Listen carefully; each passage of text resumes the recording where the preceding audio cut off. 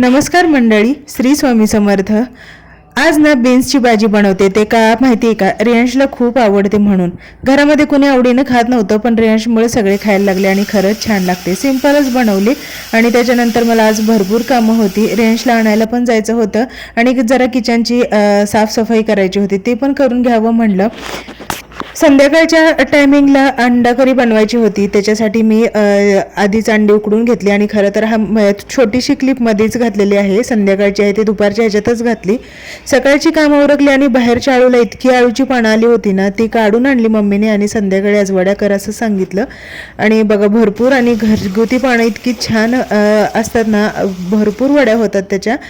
तर त्या वड्या दुपारीच लावून घेतल्या आणि थोडंसं चटपटीत जेवणासाठी काहीतरी पाहिजे म्हणून जेवणाला तोंडी लावायला ठेचा बनवला। थोडेसे शेंगदाणे, लसूण आणि मिरची एकत्र भाजली आणि खरं तर खलबत्ता वगैरे काही नाही, त्याच्यामुळे ना मिक्सरमध्येच फिरवून घेतला। पण ठेच्याची चव अशी वेगळीच लागते। मुलं बाहेर खेळत होते आणि माझं पण काम झालं होतं। आपण भेटू नंतर।